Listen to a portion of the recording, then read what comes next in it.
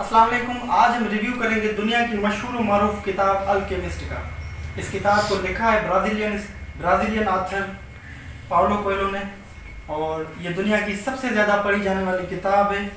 और इस किताब में जो कि एक स्पेन के एक सिटीज़न सेंटियागो के बारे में बताया गया है कि कैसे उसने ख्वाब देखा और उस ख्वाब के मकसद को पूरा किया।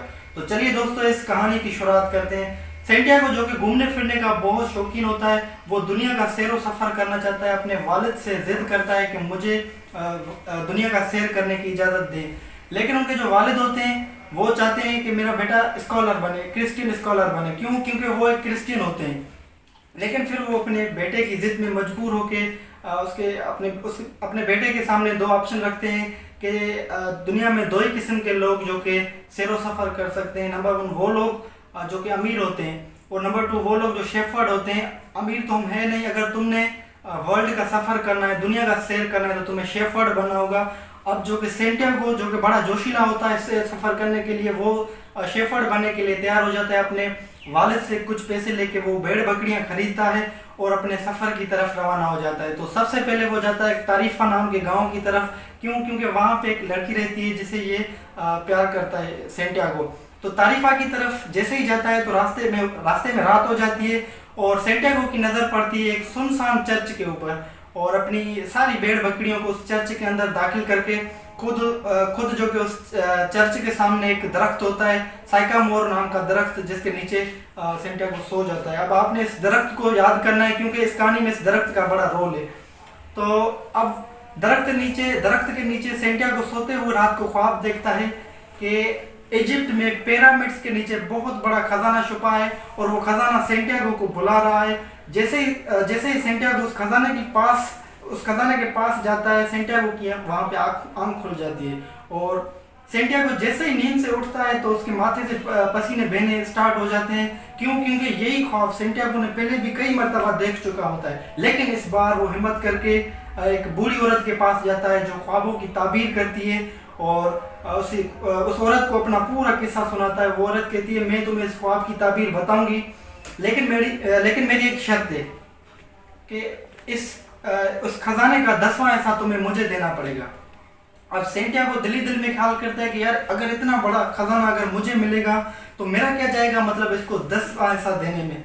तो उसके बाद वो हाँ करता है, और वो बूढ़ी औरत उस ख्वाब की ताबीर बताती है कि अगर तुम्हें इस ख्वाब को पूरा करना है तो तुम्हें इजिप्ट में जाना होगा, पिरामिड्स की तरफ।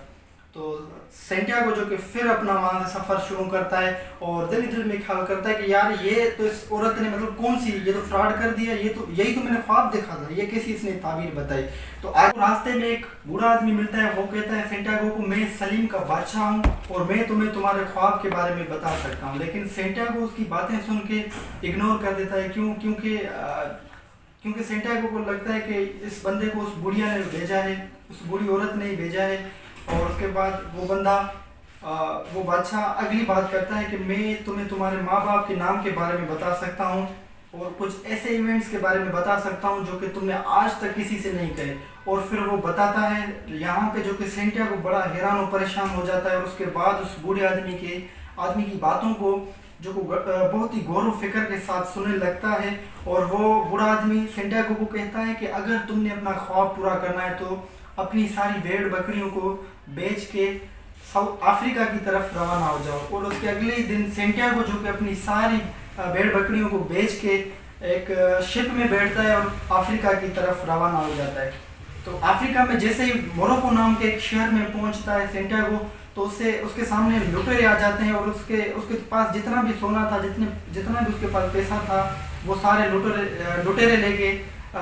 लुटेरे ले जाते हैं सेंटियागो से। सेंटियागो के पास अब खाने पीने के लिए कुछ भी नहीं होता, बिल्कुल वो पूरी तरह से मतलब उसके पास कुछ नहीं होता खाने के लिए। लेकिन फिर भी वो अपनी हिम्मत नहीं हारता, और आगे जाता है। उसे एक क्रिस्टल्स का दुकान नज़र आता है, और उस क्रिस्टल के दुकान मालिक को कहता है सेंटियागो कि मैं आपके इस क्रिस्टल्स को साफ़ करूंगा, आप मुझे उसके बदले में सिर्फ 2 वक्त की रोटी दें मुझे बस। और सेंटियागो वहाँ पे अपना काम शुरू करता है, और उसकी जो कि क्रिस्टल्स की दुकान में जो कि उसकी सेल में बहुत ज़्यादा जो कि इजाफा आ जाता है। वो सेंटियागो को सैलरी भी देना शुरू करता है, और यहाँ से जो कि सेंटियागो बहुत सारे पैसे इकट्ठे कर लेता है। लेकिन اس کے ذہن میں جو چیز تھی، جو خواب تھا، اس کو یہاں پہ چھوڑتا نہیں سینٹیاگو۔ سینٹیاگو کو جیسے ہی پتہ چلتا ہے کہ ڈیزرٹ سے ایک کاروان جا رہا ہے ایجپٹ کی طرف، وہ اس کاروان میں جانے کی کوشش کرتا ہے اور اپنے مالک سے چھٹی لے کے اسے مطلب سارا قصہ بتا کے پھر اس کاروان میں شامل ہو جاتا ہے۔ جیسے ہی کاروان میں شامل ہوتا ہے تو اسے سینٹیاگو کی ایک انگریز کے ساتھ ایک دوستی ہو جاتی ہے۔ وہ انگریز الکیمسٹ کو ڈھونڈنے جاتا ہے جو کہ میٹل کو سونے میں کنورٹ کرتا ہے۔ تو ان دونوں کی اپنی آپس میں دوستی ہو جاتی ہے۔ جیسے ہی وہاں پہ پہنچتے ہیں تو ایک عورت، فاطمہ نام کی ایک عورت اس انگریز کو جو کہ الکیمسٹ سے ملاتی ہے، اور جو کہ سینٹیاگو اس عورت سے ملتا ہے، اس فاطمہ سے باتیں کرتا ہے، اور ان دونوں کو آپس میں مطلب پیار ہو جاتا ہے۔ اور اس فاطمہ نام کی لڑکی کو سینٹیاگو جو کہ اپنا پورا خواب بتاتا ہے خواب کے بارے میں۔ فاطمہ اسے کہتی ہے کہ میں تمہارا انتظار کروں گا، پہلے اپنا جا کے تم خواب کو پورا کرو۔ تو سینٹیاگو جو کہ اس الکیمسٹ سے ملتا ہے، اس کو بھی اپنا خواب بتاتا ہے۔ وہ اسے کہتا ہے کہ میں تمہیں ایجپٹ کی طرف، پیرامڈس کی طرف تمہیں لے کر میں بھی وہاں پہ جا رہا ہوں، تمہیں لے کر جاتا ہوں وہاں پہ۔ تو جیسے ہی وہ جاتا ہے تو راستے میں پھر لوٹیرے آ جاتے ہیں، ان دونوں کو مطلب پکڑ لیتے ہیں۔ اس کہانی کو تھوڑا مختصر کرتے ہیں تو وہاں پہ جو کہ اس الکیمسٹ کی کچھ چالاکی کی وجہ سے وہاں سے بچ جاتے ہیں سینٹیاگو اور دونوں۔ پھر آگے جیسے ہی چلتے ہیں، جیسے ہی آگے جاتے ہیں تو اس کے بعد جو کہ وہ الکیمسٹ میٹل کو سونے میں کنورٹ کر کے تھوڑا سا سونا جو کہ الکیمسٹ کو اس کو سینٹیاگو کو دیتا ہے، اور سینٹیاگو جو کہ آگے چل پڑتا ہے اس پیرامڈس کی طرف۔ جیسے ہی پہنچتا ہے اس کو کھودنے لگتا ہے تو وہاں پہ پھر لوٹیرے آ جاتے ہیں اور سینٹیاگو سے کچھ سونے لے کے، سینٹیاگو کے پاس جتنا کچھ سونا وغیرہ ہوتا ہے وہ سارا اسے چھین لیتے ہیں، اور اسے اتنا مارتے کہ سینٹیاگو بالکل بے ہوش ہو جاتا ہے۔ اور بے ہوشی کی حالت میں وہ کہتا ہے کہ وہ سارا اپنا خواب جو ہے وہ بتاتا ہے بے ہوشی کی حالت میں۔ تو یہ جو لوٹیرے کھڑے ہوتے ہیں، ان میں سے ایک لوٹیرا ہنسنے لگتا ہے اور کہتا ہے کہ یہ کتنا بیوقوف آدمی ہے، میں نے بھی ایک خواب دیکھا تھا کہ اسپین میں ایک درخت ہے، اس درخت کے نیچے، اسپین میں ایک سائکامور نام کا ایک درخت ہے، اس درخت کے نیچے جو کہ بہت بڑا خزانہ چھپا ہے، تو میں تو وہاں پہ نہیں گیا ادھر، یہ تو بالکل پاگل ہے۔ تو اب جو کہ یہاں پہ سینٹیاگو کی آنکھ کھل جاتی ہے اور سارا قصہ ایسے سمجھ میں آ جاتا ہے۔ واپس جو کہ جاتا ہے ادھر اس پیرامڈس ٹری کی طرف، سائکامور ٹری کی طرف جاتا ہے، اور وہیں سے وہ اپنا سارا سونا لیتا ہے، اور سونا لے کے اس کا 10واں حصہ جو کہ اس بوڑھی عورت کو دے کے اس کے بعد وہ فاطمہ نام کی عورت کے ساتھ بالکل سیٹل ہو جاتا ہے۔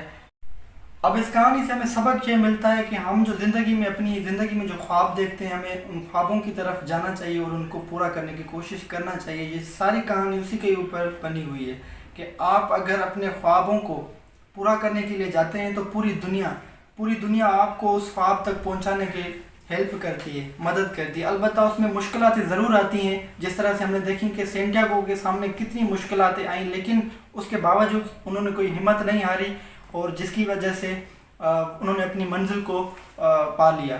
اور اس کہانی کا جو سب سے بہترین جو کہ جملہ جو کہ مجھے پرسنلی جس نے بڑا انسپائر کیا، کہ اگر آپ سچی دل سے کسی کو چاہو تو کائنات کی پوری چیز اس سے پانے میں آپ کی مدد کرے۔